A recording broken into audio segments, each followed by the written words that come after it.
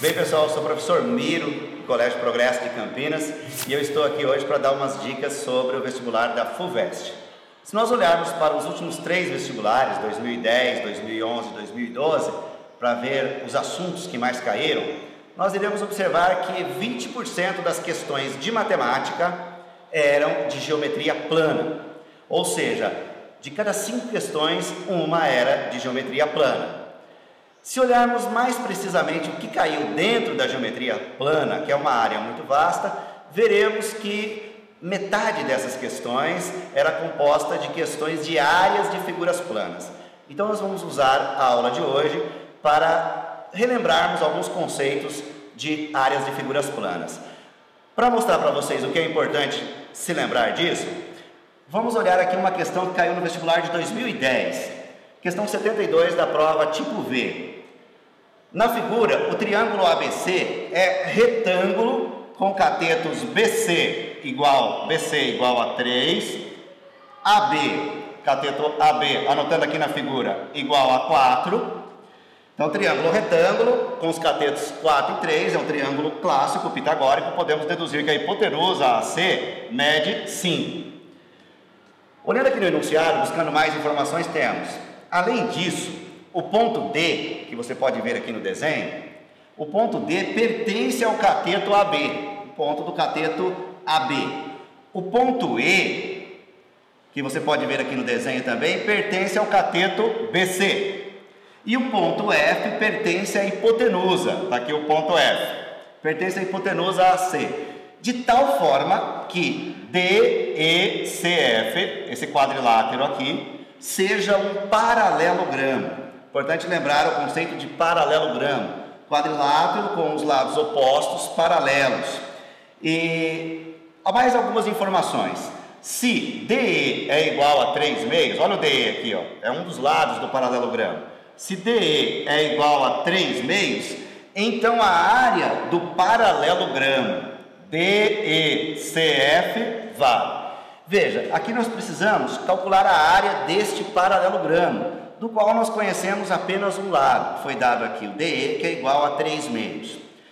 Nós, lembrando de conceitos básicos da geometria plana, sabemos que a área de um paralelogramo é base vezes altura, mas nós não temos aqui a base do paralelogramo. Então nós vamos passar a resolver agora um exercício, colocando as informações no desenho aqui ampliado, para ficar mais fácil da gente trabalhar. Então, ele diz que o cateto BC vale 3, importante anotar isso aqui. O cateto AB vale 4, deduzimos disso que a hipotenusa mede 5 e foi informado que o segmento DE mede 3 meios.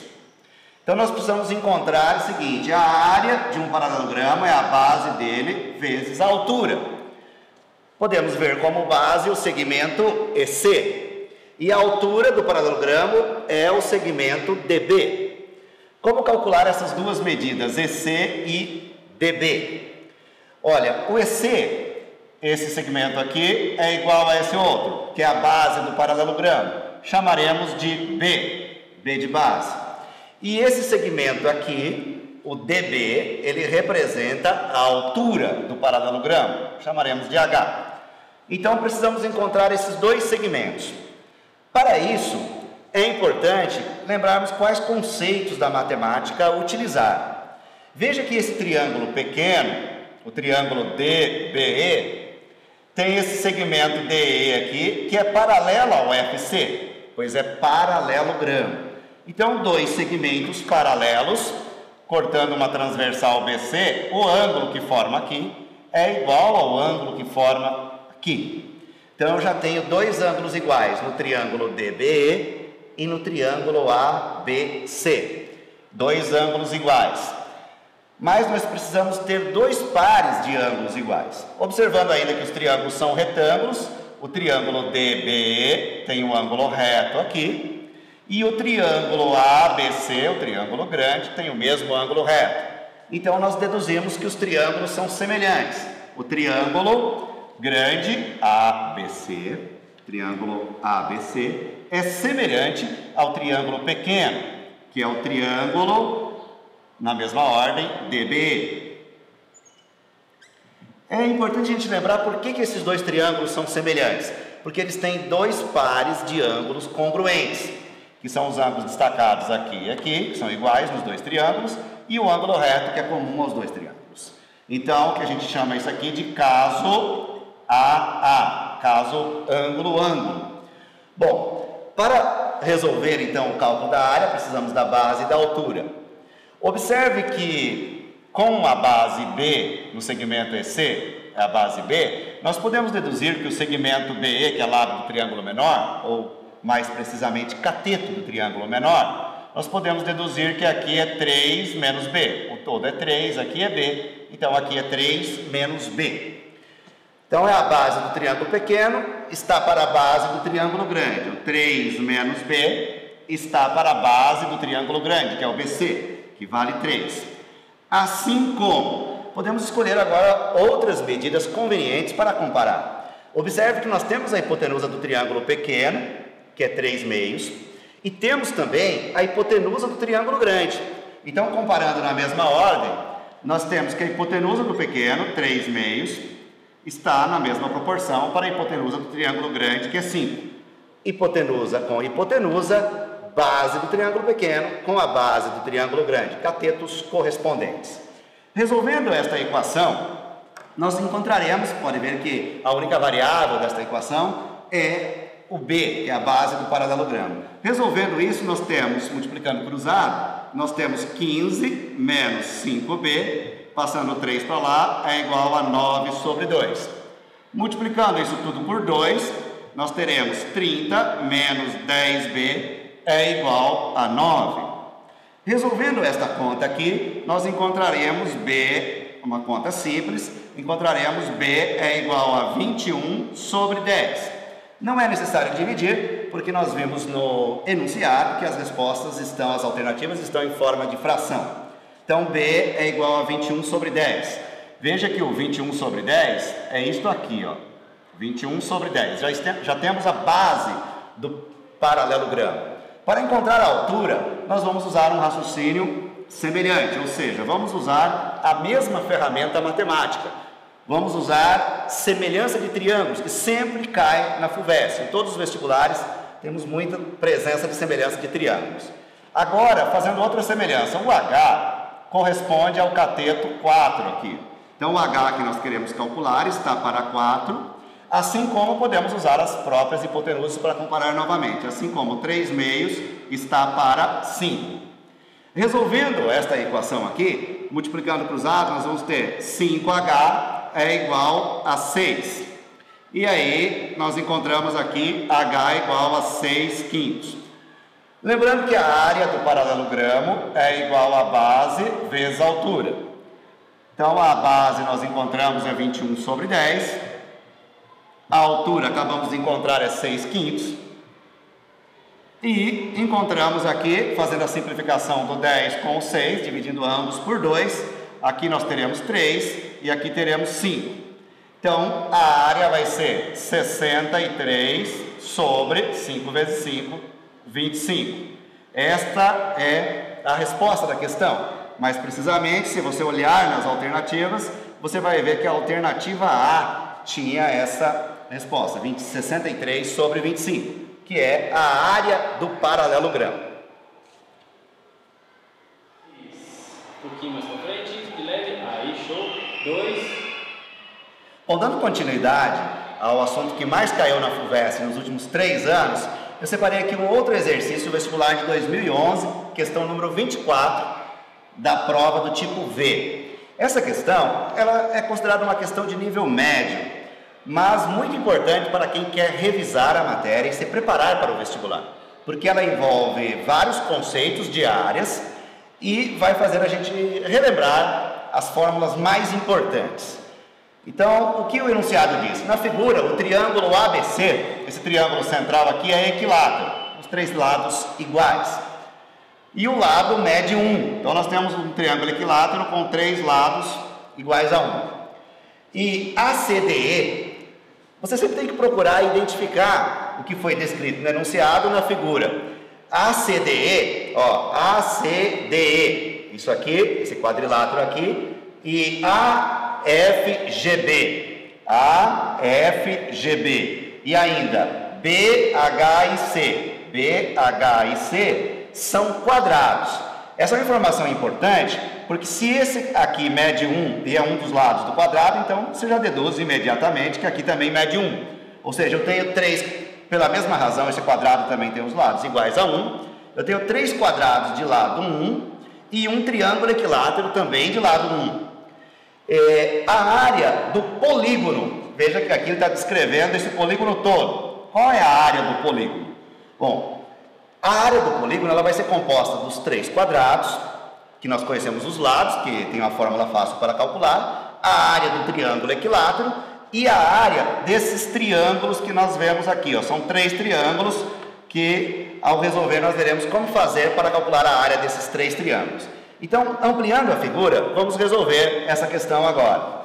Se olharmos aqui para a figura ampliada, nós temos o triângulo equilátero de lado 1, e os quadrados que, por ter lado comum com o triângulo equilátero, também o lado do quadrado, de todos os quadrados, os 3 quadrados, tem lado igual a 1.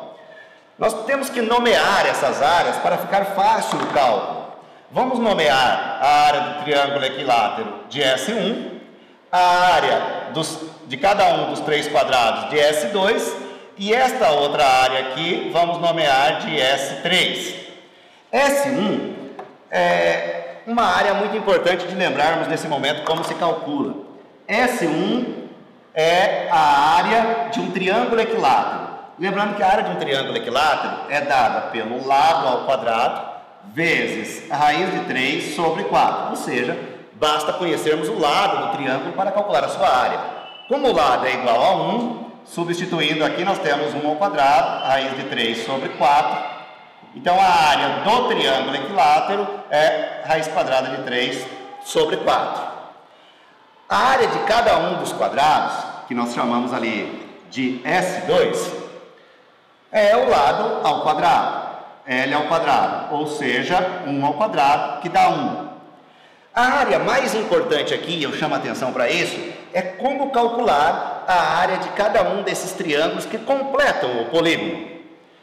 Nós vamos relembrar um dos conceitos mais importantes dos últimos 5 anos no vestibular da FUVEST.